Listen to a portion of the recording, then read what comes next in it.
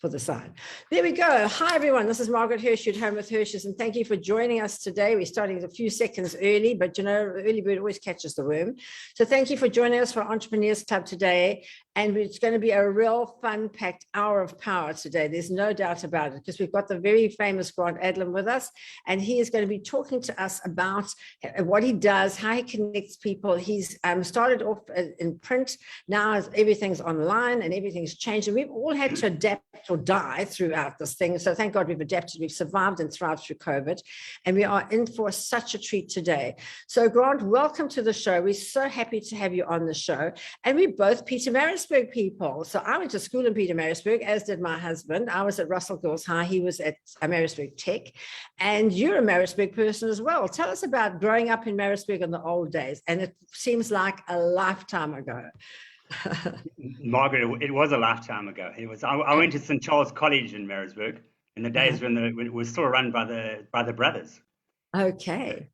And it was an incredible place to grow up in. But as things evolved and we had to get involved in the publishing industry and what we did, obviously where you end up is in Johannesburg. So I spent 28 years in Johannesburg learning what I know now to help the rest of you market yourself. So it's been a long journey, and I've put together a little bit of a presentation of the journey and how things have evolved.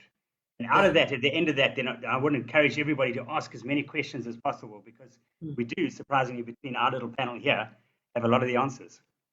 Yes, I think so. So what we're going to do, you're going to go into your presentation, and guys and dolls, please put anything that comes to mind, put it in the chat. And when Grant's finished his presentation, we'll go into the chat and we'll go through all the bits and pieces. And there's lots of questions you need to ask. Glenda's waving her arms furiously. Glenda, are you coming Yeah, on? Margaret, I just want to introduce Grant so people are a little bit more au fait with who he is. Very excited to have you on board, Grant. He has had over 35 years in the communications sector, and he's been involved in promoting businesses, brands, and the people of the province of KwaZulu-Natal, and prides himself on his growing reputation as an influencer in the business environment in KZN, connecting brand and people through collaboration. And that's what it's all about. And it's not obviously just the province of KwaZulu-Natal he's going to be talking to. It's going to be all of you and explaining to you how he's done it here and how best you can do it by telling your story. And I also just want to apologize on behalf of Marlene. She has a big conference on today, so she couldn't be here, but she will be back next week. Thanks, everyone. Thank you, Glenda. Grant, the floor is yours. Tell us the story. All right, Shane, I'm going to share this with you.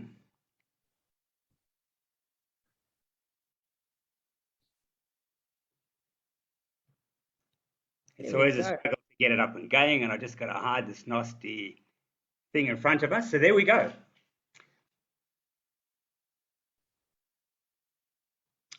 Okay, so today basically what I'm going to be talking about is networking, collaboration, and the management of content, which is really, really important in what we do today. One thing I want you to remember is when I'm going through this is that it's not why we do it. I mean, it's not what we do, it's why we do it. We tend to get it the other way around in business. So it's important that we do the why before we do anything else. So how we found the most successful way to communicate in this world as we have it at the moment, because basically we've got a sea of sameness out there. Everybody's the same, competing for the same space on the internet, the same space in the marketing capacity. So we have to be different in the way that we do things. So what I'm going to do is I'm going to start off with just basically, as I'm just going to back one there, as Glenda said just now, is actually tell my story. And the story is actually quite interesting, as was mentioned earlier, from Maritzburg. My father worked at the Witness and then got a job up at the Star newspaper. So at a young age in the 70s, I used to go into the Star, Sour Street in Joburg, and go up to the top floor where they had these press rooms in those days. They were incredible places to be, because in those days you could smoke inside, so they did. And they were filled with smoke, and these telex machines in the background just typing away news. They'd tear the paper off, roll it up, and send it down what they called a chute. And it would arrive on the 4th floor downstairs or the 2nd floor, depending what it was, whether it was rugby or politics. And I just found this amazing. I used to run up on the stairs and watch this technology, which is incredible. So that was the press room of the old days. As life went on, went off to school, did what I had to do, and then my first job that I got in the early 80s was, in actual fact, at the Star newspaper. So my father being a journalist, me going into that same space was almost like a natural thing. It was in the blood. So what had happened at that stage in those years is very little had actually changed. When I went in there was still the typewriter going, bang. People had advanced to what they call a golf ball, where you could actually delete what you made mistakes on. It was incredible stuff. But what started happening is every now and again you would see an Apple Mac on somebody's desk, and suddenly people had to go to New York and train about the Apple Mac. So instead of having the chute going downstairs with all the information, it started to go on the wire. So we had this transformation that was suddenly happening. So that happened across the whole of the 80s. We had things happening like the fax machine came and went. I don't know if people remember that. But the scooter that used to go through Joburg from robot to robot suddenly vanished and everything went on fax. But I see now they're back and they're Mr. D now. So good, there's jobs back for them now. So that's how that kind of evolved. It was a slow process, but then we came into where the internet came in the 90s, and I got wind of the net. And I said, hey, listen, there's something in this internet. I need to go and find out what it's all about. So I signed up for courses, and I went to basically work at the CSIR in Pretoria and learned everything that I could about what they call the intranet in those days, became the internet. But the internet was always around. It was used in the universities. It just got commercialized at that stage. So I grew with that and adapted that to publishing.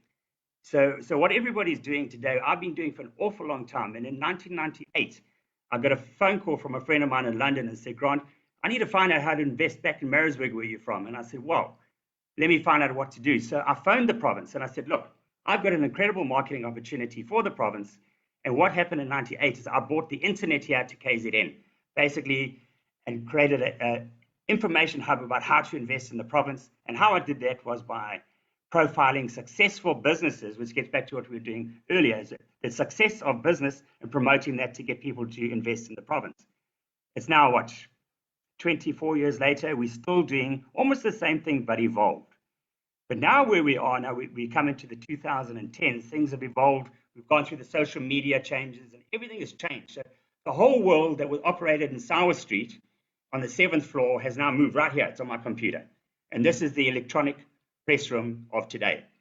So all of us in actual have a press room right in front of us, because I'll show you how it works later. I've just got a really, really dynamic one.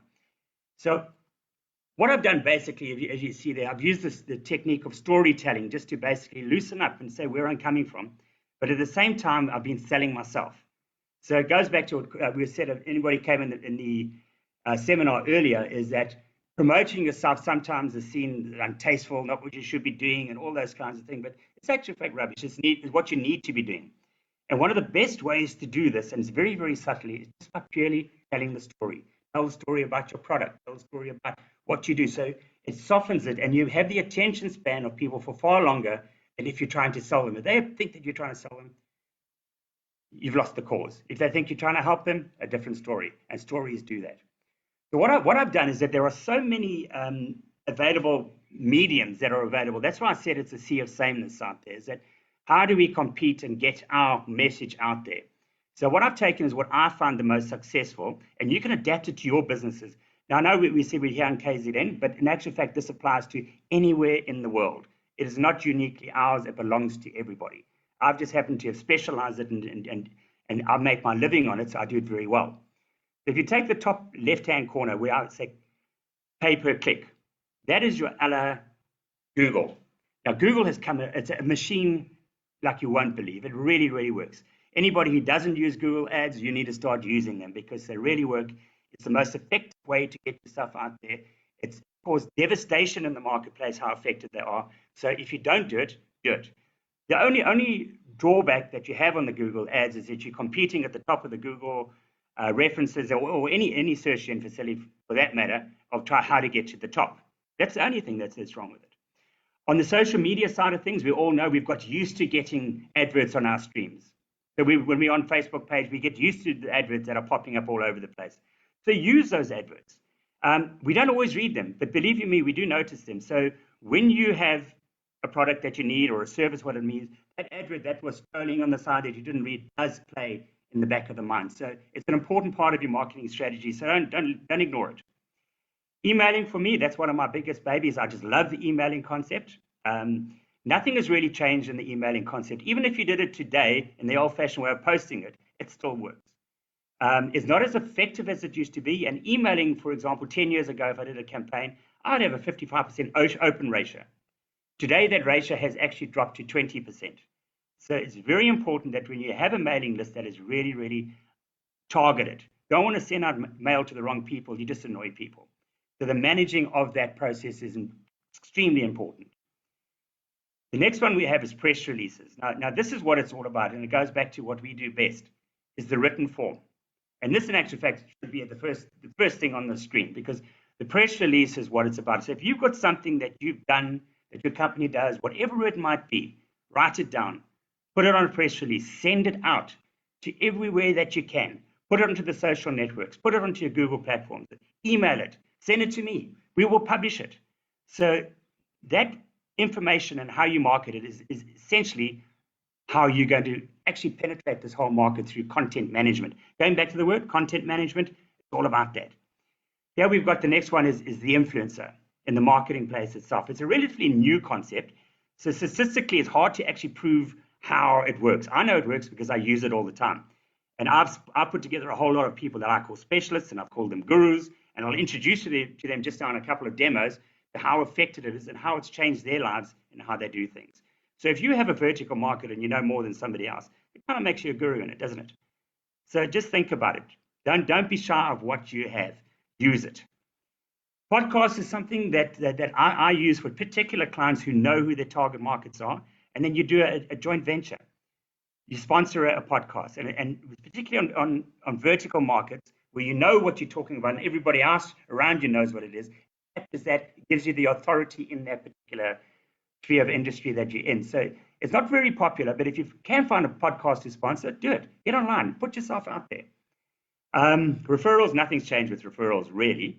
It's about, I know Margaret knows Glenda knows so and so. Just keep selling yourself whenever you see people in a nice way.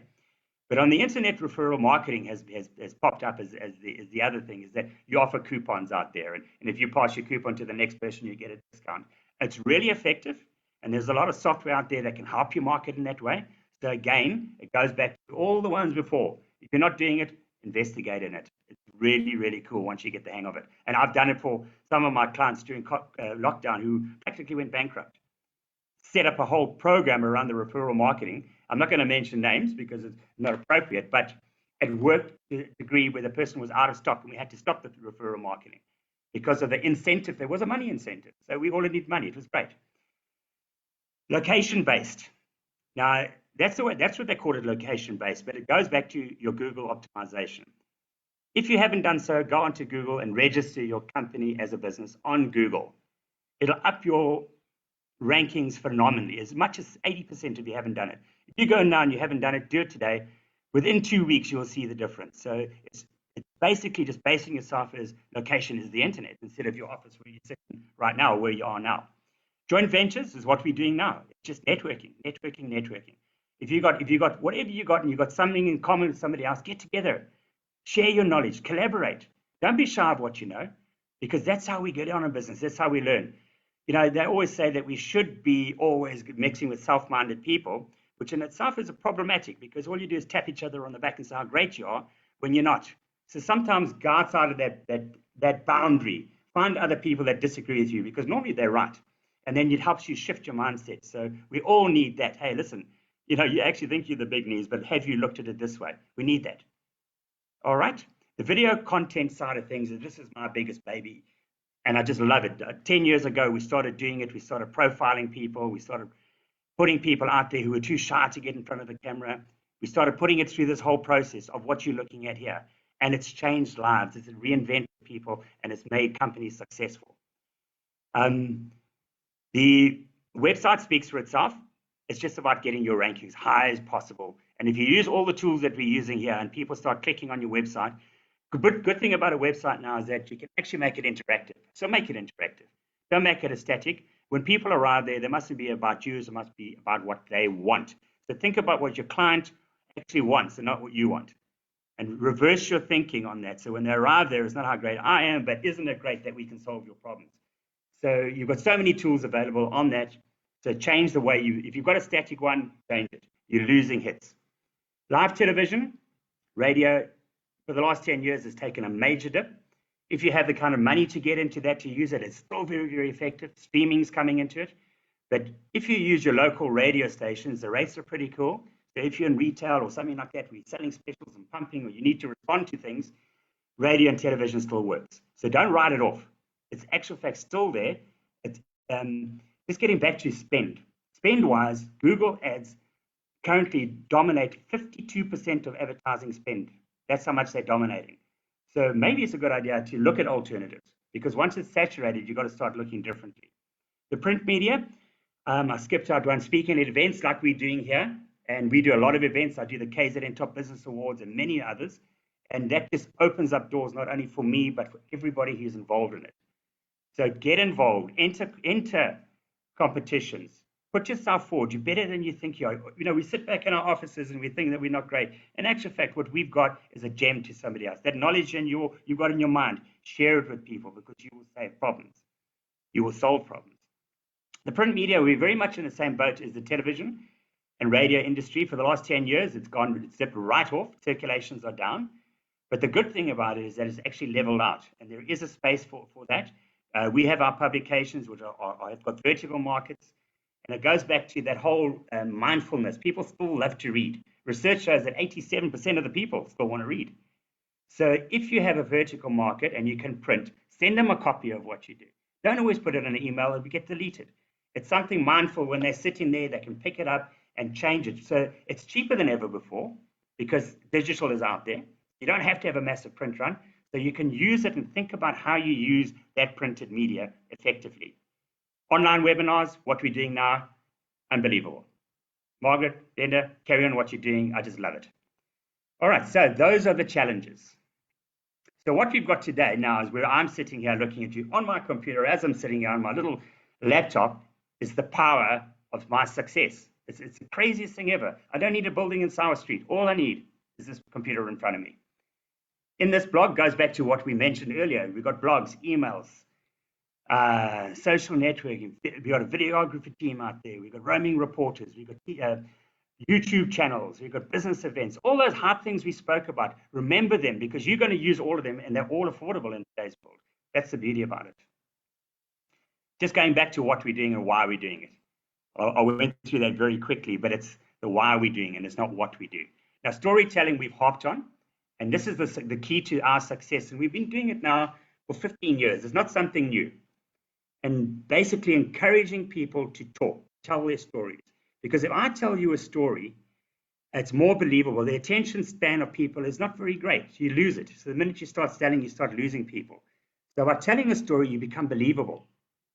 So think about when you're telling that story is what your client wants, and the story will evolve around that, whether it's about your business, your personal capacities. I've got some videos now that I'm going to show you that will demonstrate this incredibly well. So basically brand storytelling and personal storytelling and linking the face with the business, like Margaret has done and like Alan has done. Everybody knows them for what it is. They're one of these prime, if you're going to do a thesis, Margaret, maybe you should do it on yourselves, because it's an incredible marketing from word go right to the end. It's just phenomenal. So people can learn from what people like yourselves have done. So as we say, it's no longer a nice to have. It's a need to have. All right. So now we come to that surprise I was talking about, Margaret. If you have a look on the screen, you might recognize somebody here.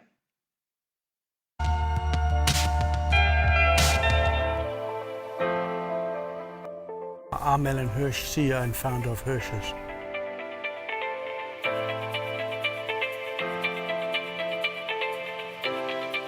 When I failed standard 7, grade 9, my father said, "Son, you're never going to get a matric, perhaps you should get an apprenticeship." And I was hitchhiking once and a fridge mechanic gave me a lift. And he said it's quite a cool industry. And that was the decision. And I was going to customers' houses, and some of the appliances weren't worth repair. And I'd go to Mr. Kerwin, who owned Atlas Road at the time, and I said, "Mr. Kerwin, why don't you sell her one at a discounted price?" And one day he said to me, "If you think your ideas are going to work, why don't you start your own business?"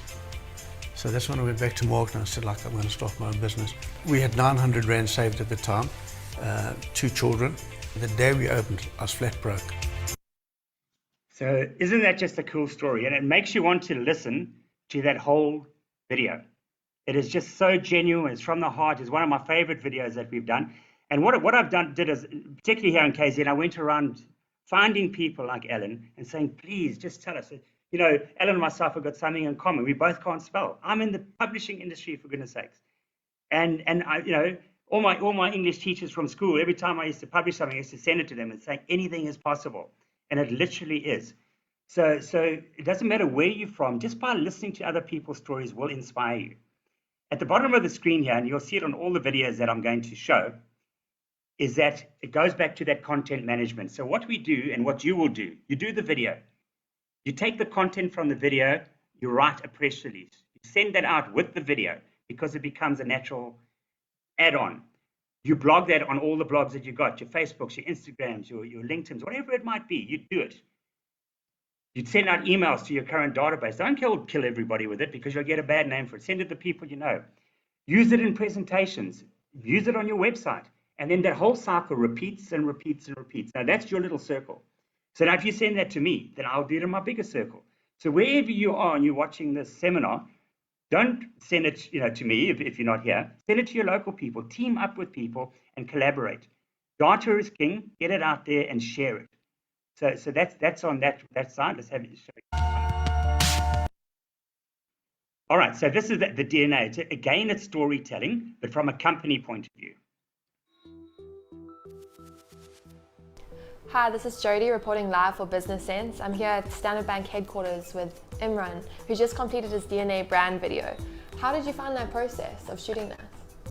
Yeah, I must congratulate the Top Business team for the innovative way in which they articulated that video. It gave us a sense of reflecting on the organization, digging deep in terms of who we are, and we spent a lot of time talking about our vision, our purpose, our values, and the history of this organization that we commonly refer to as the 157-year-old startup.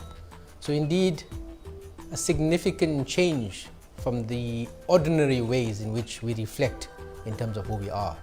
So kudos to the team in terms of the innovation, and kudos to the team in terms of allowing us to reflect in terms of who we are and how we're taking this organization forward. It allows for interactive participation of myself and my colleagues who were here, and it gave us an opportunity to introspect. It's always nice for the group and leaders to have some sort of reflexive time on the history of the company and where they've been.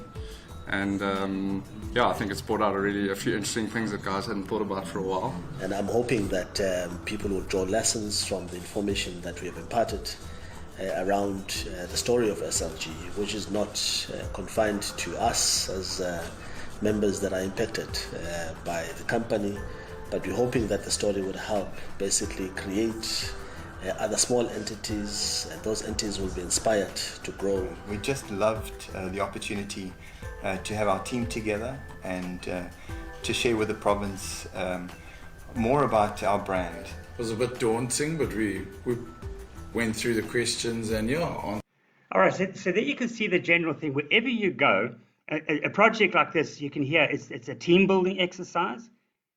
It gets the whole company involved with what people do, and it sells you as a company. And guess what?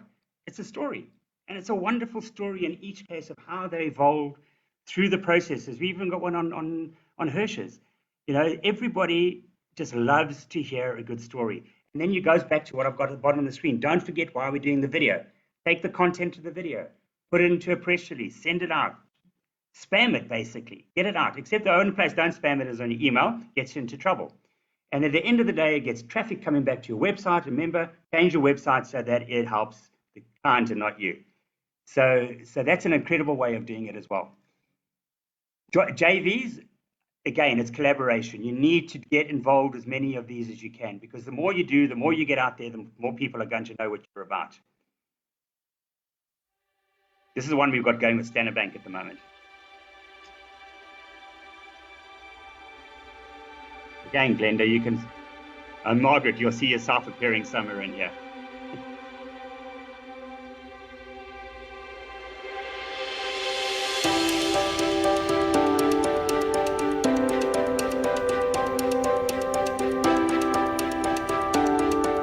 Welcome to the KZN Top Business Awards 2021, powered by Standard Bank. I am most excited to be part of this prestigious flagship event where we host our business leaders, captains of industry, entrepreneurs, innovators, digital nomads, transformers, trendsetters, and trailblazers. Welcome to the Standard Bank KZN Exco team, KZN Top Business team, and of course to the guests here in person and to all of those who are also joining us online. We're extremely honoured to have won this award, to be recognised within our all-female company. The boost of morale is absolutely incredible at work, and thank you very much. I'd like to thank KZN and Standard Bank for nominating us and for winning this award.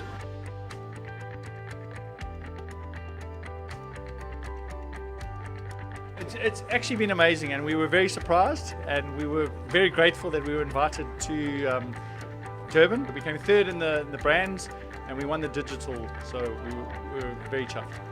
Thank you so much for this amazing award. We're super excited, and thank you to Standard Bank, KZN Top Business, and the biggest thanks has to go to our staff who made this possible. So thank you so much. We're just so grateful. Yeah, it's just great. We really appreciate it and very humbled for the award. We are so excited to receive this amazing award by KZN Standard Bank. And on behalf of the company, we just want to say thank you for honoring us. I'm very excited. I think it's amazing. And to me, the greatest thing is that I'm hoping it will be an inspiration to all the other family businesses to come out, put themselves out there, and know that if they go ahead as a family, it just makes it so much better. Thank you to Standard Bank KZN Business, and a very big thank you to Grant Adlam. Okay, so you can see the dynamics of that. And that comes around by putting yourself out there. You know, if you don't enter competitions, you can't win them. It's as simple as that. And when you win them, even if you just get nominated, you can create videos like this, promote yourself, because again, it's recognition. You use that recognition, it just makes you something different. And it gives you a whole different marketing strategy. And then you can use that same circle. I'm not going to go through it again, but you learn it. Keep circulating that circle around and around. Blogging, spamming. That's what that's about. And the networking that this does, and the confidence for your own clients and your own staff. You heard that. It's all about the staff. It's incredible. So enter competitions, network. Okay, this is another example of networking. I'm just going to shoot through this one quickly, just get to the end of it, the beginning. Okay. Hi, it's Marlene Powell from Action Coach, and just in the latest KZN Business Sense, we're talking about, are you in love with your business? Or if you aren't, how do we get you to fall in love with your business again? So let's just have a look at what do we mean about are you in love with your business? So these are a few checkpoints. First of all, does it give you a market-related salary? That means, are you paying yourself more than you would have paid yourself if you were working for somebody else? Secondly, how much profit are you actually getting out of your business? And consistent profit every single month. That's your cash flow in the business. Without money, you can't have fun. The third thing... So I'm going to stop it there, and you can watch the video to find out what the third and the fourth and the fifth things are. But this is an example, again, of content marketing. So what we did in KZN, we've created these gurus. You can do the same, because every one of us, if we have a vertical market and we know more than others, that makes us a guru. There's no actual certificate for a guru, so nobody can say you're not. But if you know more than others, that does make you that. So Marlene has used this, and she's actually an editorial partner with one of our newspapers. So what she's saying here gets written, gets sent out to all the chambers of commerce, both in the written format, the printed format, but very, very importantly is that same circle that you're looking in front of you. Video, press release, the whole way through and back again and backwards and forwards. Because good stories need to be told. And Marlene's used this exceptionally well, and she was on the front cover of our last edition, which I think did her wonders. I got SMSs saying, oh, we saw her at the airport and all those kind of things. Great for the ego, but great for the endorsement and the warm, fuzzy feeling that you get as a client saying that I'm dealing with somebody who's that good. All right, so this is the one I just put in because I had to. Publications, newsprint, is it still dead? And the answer is, bottom line, far from it. And that's because we're doing it differently. No longer have we got mass distribution, we've got vertical markets, we know who they are. So if you use it differently, it's still a very, very effective way to market because people love mindful reading. And when they're sitting there at reception or in the office or at home on a Sunday, reading is what you do because you don't get a WhatsApp coming across your screen, an SMS, nothing can distract you. It's you and that paper. There's Marlene on the cover, if you've noticed quickly there.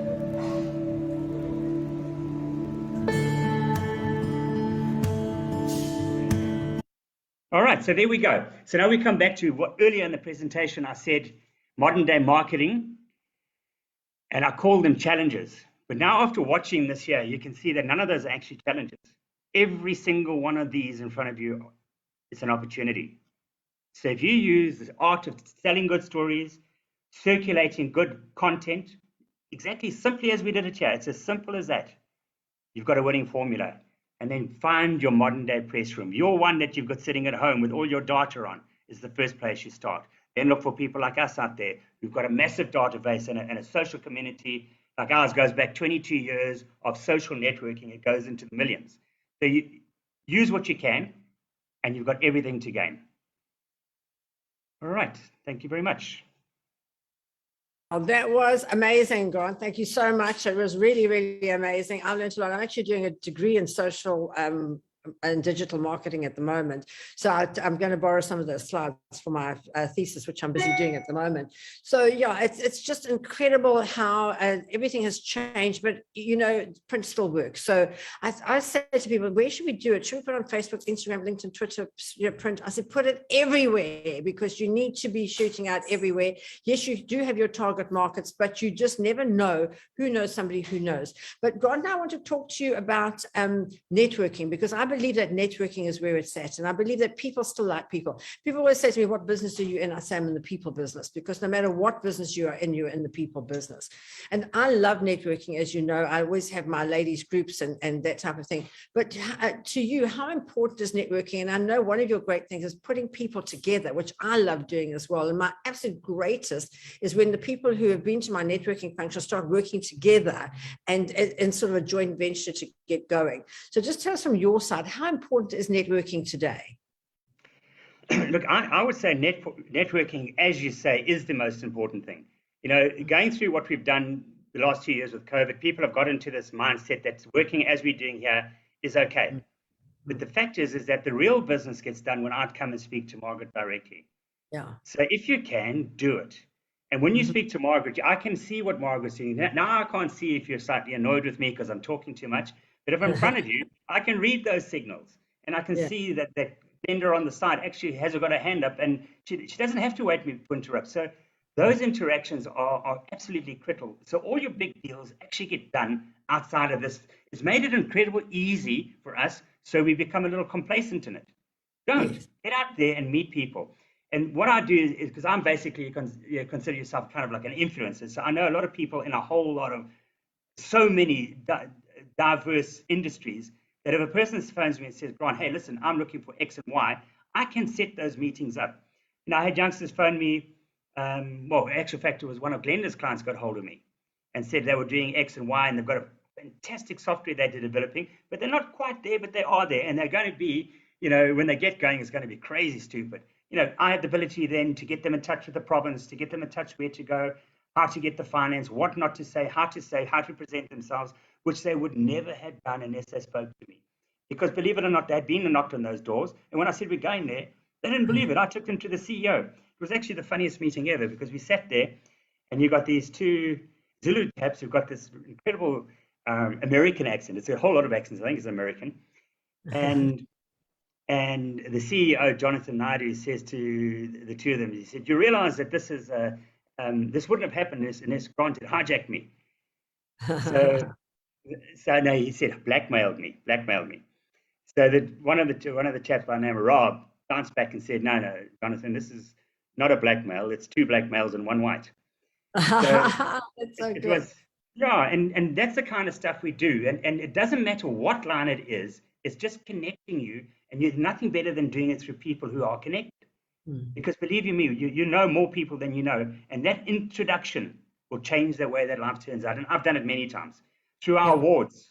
People who come in and just get a nomination have turned from being a small little business to supplying big chain.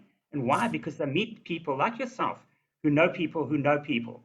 So it's all about that, just getting out there, networking. And the more you get out there, get away from the screen, get out there and meet the people. Yeah.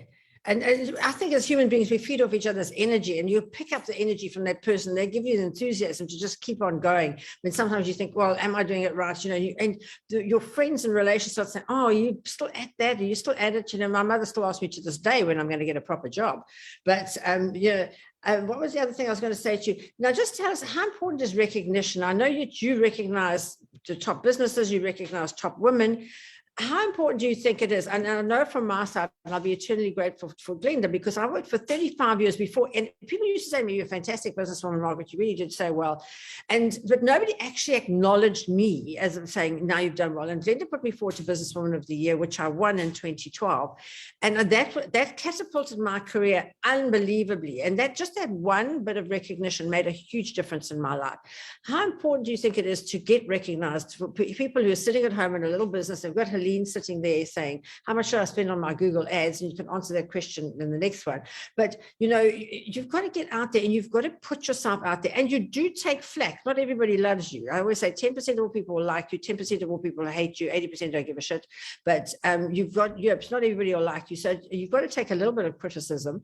But how important is it to be recognized? You know, on the recognition part, it's extremely important, because what we all suffer from is that we don't want to take recognition. For some bizarre reason, if people are doing well, oh no, don't put me in that situation, I don't feel like it, because they're uncomfortable.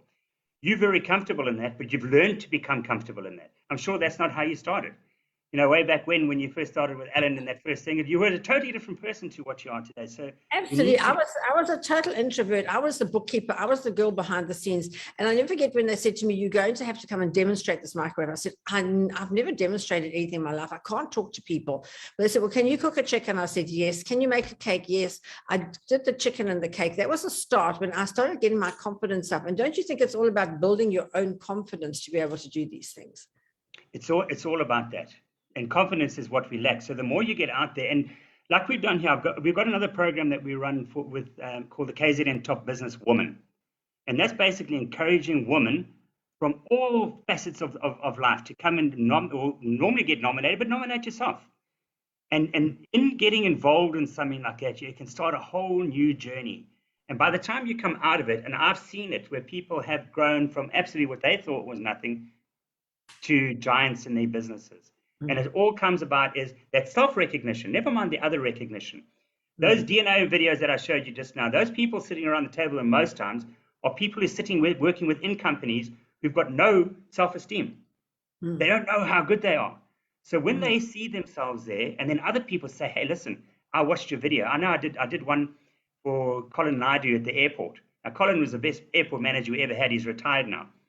But what gave him the best thing ever, right at the end of his career, I said to Colin, "I don't care what anybody says, I'm doing your leadership thing," because he wouldn't do it.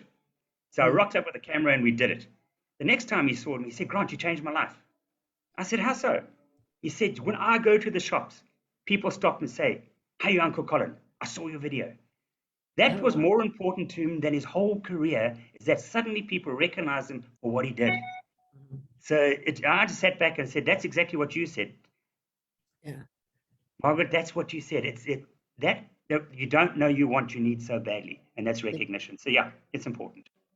It's important. Now, talk to us about people making their own videos. You know, you make your own video, and I think I say to people, just start with where you are with what you've got. You're not going to get it perfect the first time. You probably won't get it perfect the 21st time. But if you just keep going, people will say, and ask people, "What do you think about this video? What do you think about this? What do you think about that?" They'll tell you. They love to tell you.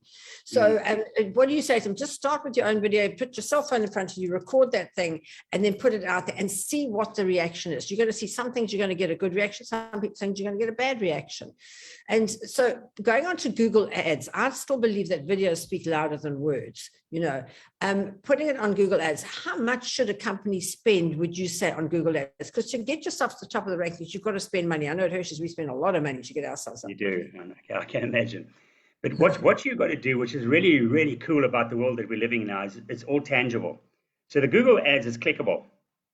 So in other words, you're only paying for the clicks that you're going. So it's not like if you run a YouTube ad and you don't code it properly, you can, before you know it, your credit card can be whacked 10 grand.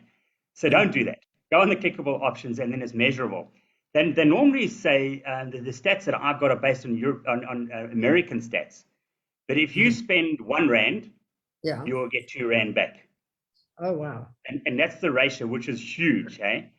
Because for many years in our game, what we had to say to people was that people said, "Does advertising work?" And we always went back to the Henry Ford quotes. It's, well, 50% works, 50% doesn't. If we all knew it'd be trillionaires, And that sort of eliminated that. But with analytics, how it's gone now, you can actually say, "This is my campaign. There's my Facebook spend. There's my spend. That's what I'm spending on Grant. Let's have a look at the holistic view, how it happens." Yes. The selling of the names and the brands, like we've done, you've done at Hirsch's, is that there's a lot of non-measurable in there. Yeah. Because the trust in what you say. I know somebody the other day bought something from you and he wanted to get hold of you. So he phones me. I know you can get your number off there. And I said to him, sure. And I gave him your number because I know that you are the face and Alan's the face and everybody in your business is the face of Hirsch, which is the way you need to do things. Yeah. So going back to the video, which I don't think I did answer that, is that you can, actual fact, exactly what you said. So one we didn't mention earlier was TikTok. Get involved in TikTok if you've got that line of business. If you go into the TikTok app, you shoot a stupid thing. All the apps are there to make a video. So cool. Yeah. So if you shoot, there are so many softwares available that you can take an average shot that's really bad and put a good effect to it. And guess what? You're a pro. Yeah. So do that as long as possible till you can get a videographer team to follow you around. And they will come to that. But that's how easy it is to start. So imperfections, hide with technology. Put a little effect on it, and it works like a charm. I know. I do it all the time. With bad video, I put it in black and white. Takes resolution away. Boom, works. Stuff like that you'll learn. So your add on spend on Google depends on what you want. So put your budget together and watch it. Yeah. Don't just spend money for the sake of doing it because it can run away. Yeah. If you go into social networks like Facebook, sometimes they tell you got 1 million likes, and are there the 1 million likes you want to know because you can't target it that well. So don't ignore it. Put it there because there's a place to be.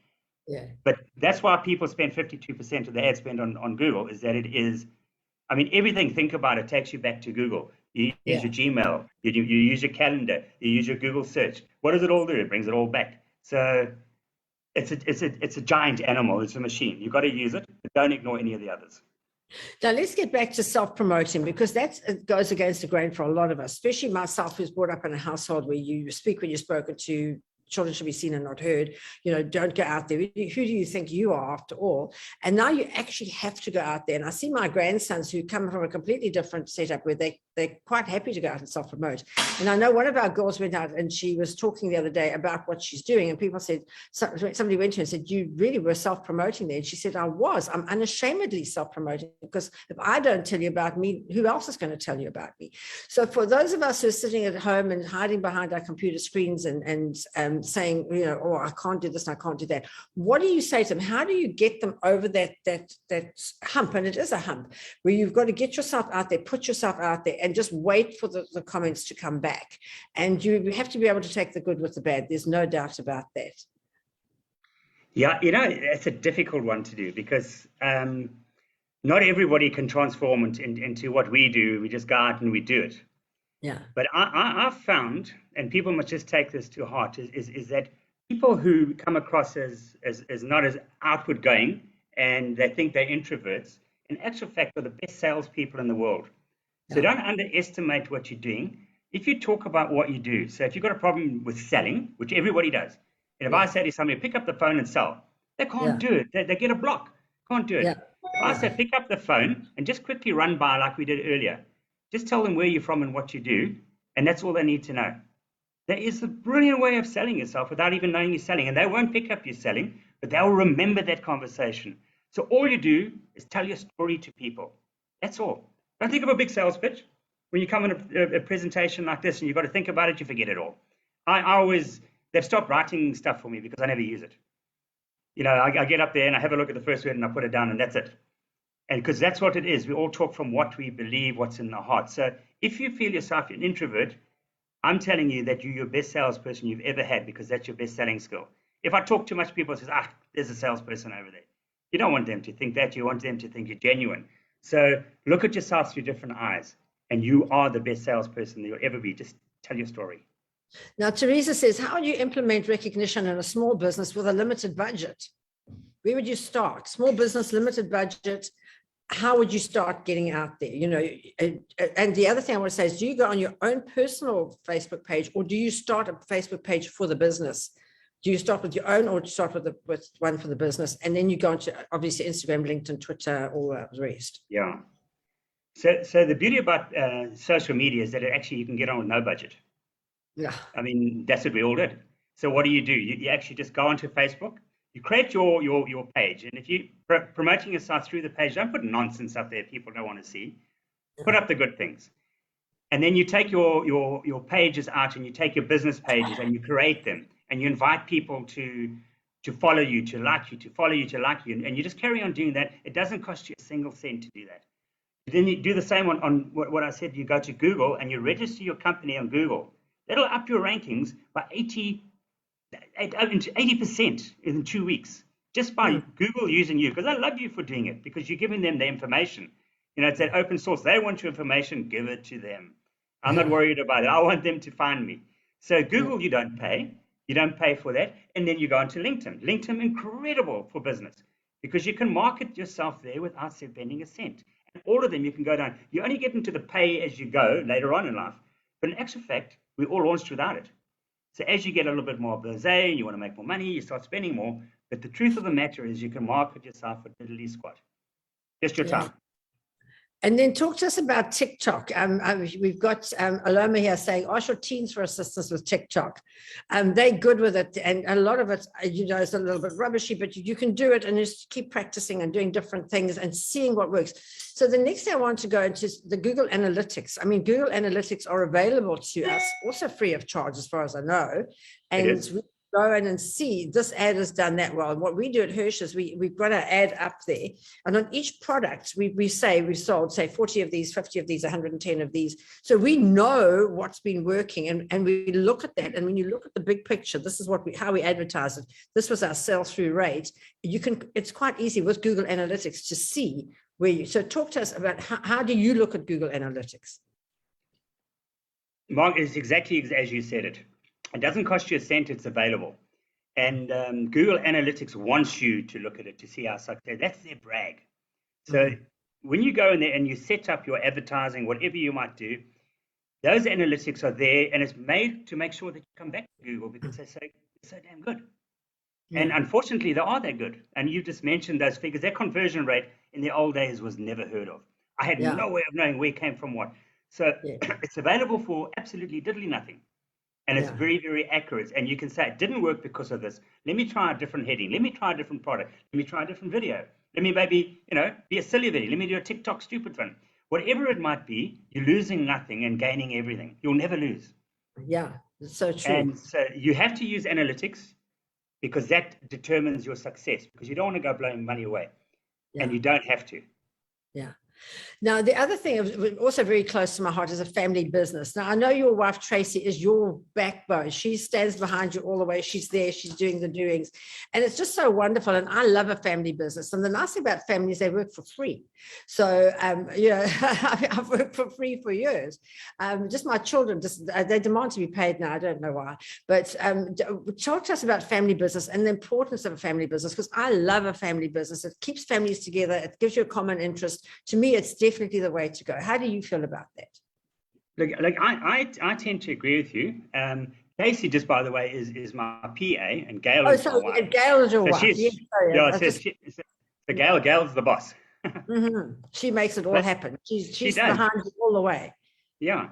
So if you take exactly what you said now, in the publishing industry, people might not even know it, but we used to have big offices in Pinetown. In 2002, I sat down and I said to everybody, we're going to go and work from home. People thought I was crazy. So 2002, we closed the offices down, and since then, my family basically, Gail is the editor, my daughter Kerry in Cape Town, and it just goes around that we actually, the only time we meet is when we have to, and it's when we have a function.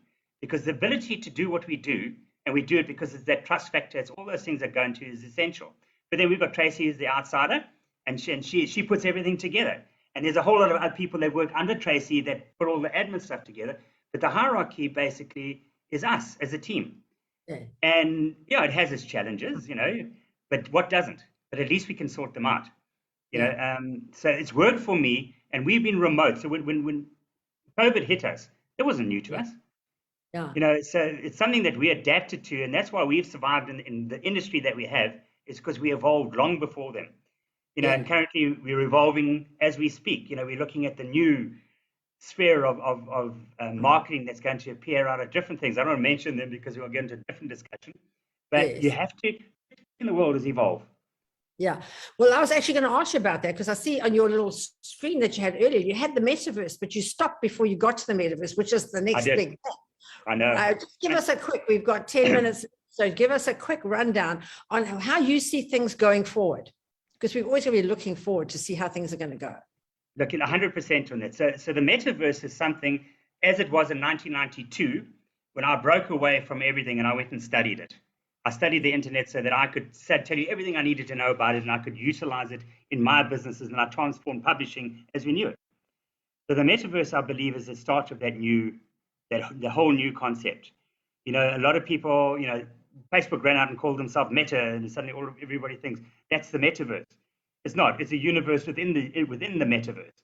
So you've got millions of metaverses operating out there. And if you go and you play, you've got different universes you can land on. And when you go there, you can buy a property, you can buy stocks, you can trade, you can build your whatever you want. And it's trading in different foreign currencies. So you buy your rand, you buy your dollar, you buy your Bitcoin or whatever you buy your tether, you get in, you buy your stuff, and it's like a monopoly. But believe it or not, it's a real world in there where you can trade real. So when we were kids, we had a game, Who Wants to Be a Millionaire? You could be a millionaire in your board, and in real life you weren't. But in the metaverse, you can be a real there and here. So it's something to watch. And like you and I, how we're going to, Hirsch's needs to be branded in that. Yes. So take yourself into that. And because get in early and you will be there forever. And that, I don't want to go too deeply into it because, as I said, it's a webinar on its own. So that's why I stopped it short. Let's stop there because it's an incredible subject. It's incredible going forward. Now, wrap up to all the business owners that are watching here. And we've got a lot. We've got 47 business owners on here, and we've got a whole lot watching on Facebook Live as well. Going forward, how do you see business going forward? I always say that we live in a land of wealth and opportunity, and we've seen that we've survived and thrived through COVID. And, I've seen people lose their jobs through COVID, but the ones who got up and got back on the saddle and just started doing something else, they're the ones who did survive and thrive through COVID. The people who sat back and said, "Oh my gosh, it's COVID, woe is me," they didn't. So I think, and we having been through the looting as well, and you all know when we went through the looting, the next morning at 5 o'clock, I was there chasing the looters out to get my shop ready so I could start again. I think it's important to go forward, to look forward. How do you see business going forward, especially in this country? Look, I believe and strongly that, what we've had, the 2 years changed the way a lot of companies went by the wayside. And quite frankly, a lot of them kind of almost were on that wayside already because we're creatures of habit and we were doing what we did day in and out because that's what we did. And like in the publishing world, I think within the first month, there were 152 publications closed down, including one of my favorites, Farmers Weekly, just suddenly wasn't on the shelf anymore. But why that was is that they didn't have foresight to go into the future. They should have been online a long time ago and getting different ways to fund themselves. They should have been forward thinking, but they didn't. So forward thinking is what keeps us alive. But so you look at that's a negative, but you look on the positive side, the people who survived have owned the space and moved on and making money. People are making more money who did move on now than they ever did before. So if you're doing something in business that's not relevant, don't waste your money, analyze it and do something different. Yeah. And that's what we do as South Africans very well. And there's not too many negative things. I know people say, they're closing. And I keep saying, yeah, they are, but look who's opening. There's a whole new world out there, and that's where the money is, so go there. If I want to make money on printing publications, I'll also go bankrupt. So what am I doing? I've evolved into the digital world where I can still do what I love, and that's to print. But in order to do what I love, I need to be real and get into the real world. And that applies to every industry. So look around you, if you go to Umhlanga, or if you go to Sandton, there are still buildings being built where they say, oh, you can't rent a business. You can't do this, you can't do that, you can't do it. But in the States, they're saying, okay, look at these buildings, and they're going to evolve those into these wonderful, almost like Airbnb kind of stuff where you can get rent. So nobody's going to lie back here. We're going to say, all right, what is it? Let's address it and let's move on. And that's the South African way of doing things. Now, Kerry's come in and she said, are the kids not the future? And yes, they absolutely are. And it's so, I think as adults now and as parents and as myself as a grandparent, I think it's so important to keep up with the kids and keep working. You know, in the old days, you would get to 60 and you think you're going to retire. Now you get to 60, I'm 70. We're starting a whole new world. You know, there's a whole new world out there. I said to Alan, that's why we're moving around. We're going to Disney next week with our grandsons, because I said, we've got to keep moving and grooving while we can. We don't know when we're going to grind to a halt. So I think people are living much longer. They say people born today are going to live till they're over 200. What do you think we're going to be doing as older people living and working in this world? Yeah, that's a hell of a question, eh? that is a challenge. And I'll tell you why, because as we've evolved, we've left a lot of the elderly behind. And even people my age, when they sit and look what I do, I can imagine at your age, people just don't want to move. Yeah. They're actually stuck in those zones. Because if you don't, I mean, even your banking today, you've got to do it online. You can't, you know, you're going to stand in the bank and they think you're crazy. Madam, where's your app? You know, 100%. I mean, when last did you go to the bank? And this is a real person, you know, even when you go to the bank, you don't need to, all you need to do is speak to the person in the front who will tell you how to do it on the app if you didn't know how to do it. As you walk in, they say, have you got the app? Well, actually, no, I didn't, but I have now. Yeah, I was in the eThekwini municipality 2 months ago trying to solve a problem where I had to get a rate thing closed, which I had to go there to give them the physical document. But there was a queue there going around the block. And in that queue, I promise you, there were about 10 people that actually needed to go inside. The rest, it was available on the app. eThekwini's system is incredible. It's like SARS. SARS, if you want to, in the old days, if I wanted a tax clearance, I'd run down, stand in the queue, stand in another queue, wait for 21 days for them to tell me, hold on, it didn't balance. I just log online, have a look, it didn't balance, I pay that, I push, goes green, and I send the tax receipt certificate to the client. Yeah. So you have to move into that space. Yeah. Easier said than done, because it's really, really challenging, but that's the same for the kids. The kids are growing up with them. What we said wow to, they don't say wow to, they want to know what's next. Yeah, absolutely. I just saw a little baby in the plane, and mother had a magazine, and she was trying to swipe to turn the page in the magazine instead of actually turning the page. So it just goes to show. But Jacqueline Thomas says here, there's space for the elderly in our current world, so we need to have the patience to teach them, and she's got a passion to teach them. But just before we close, I just want to say next week we've got the wonderful Ann Wilson, who's my friend and one of my wow ladies, talking to us. She calls herself the Wealth Chef because she has the ingredients to make sure that everybody's wealthy. I know I've done her course. It's amazing. You've got to do it. You know, you've got to be in it to win it. She can actually make you rich no matter who you are or what you do, if you just listen to what she tells you. She's going to be our speaker next week. Ann Wilson, amazing, amazing speaker. She talks more than you and I do, which is a lot. And yeah, she's going to be here teaching people how to become wealthy. So if you've decided to, and I had a letter from a lady this morning said, I'm sick of being poor. I'm tired of it. I've had enough. And I said to her, you've got to, the first thing you've got to change, my girl, is your mind. And once you change that, everything else will change. So Grant, thank you so much for being on the show today. It's been so wonderful. We've got amazing, amazing comments here. Bev says it's been so insightful. Thank you so much, Bev Webster. And she's somebody else said, oh my goodness, this was amazing. Thank you for an insightful webinar. I think it's been amazing, Grant. I love your enthusiasm. I love the way you speak. I love the energy that you have. And everybody on the show, don't you just love that energy? And you have to have that energy if you want to get ahead today. Life is tough. It's tough out there. The going gets tough. The tough have to get going. So Grant, thank you so much. And just your quick wrap up to everybody watching today. What's the next step? Well, thanks again for having me on the show. I mean, it's been quite incredible chatting. As you see, as we get going, we don't stop. So we'll have to call in Shane to pull the plug on us. My message is very, very simple. It's just go back to what I said earlier, is that put the why first. Why are we in business? Yes. Tell the story and just keep telling your story and listen to what people want, not what you want, and it'll solve all your problems. Fantastic. Thank you so much, Grant. I'll be coming to you next week from Fort Lauderdale, Florida. Hope that you all have a wonderful, wonderful week, fabulous weekend. Get going and get onto telling the stories. Put your story out there, a blog, a vlog, whatever you want to do, a TikTok. And we look forward to seeing you next week. Thank you, guys. Cheers, everyone.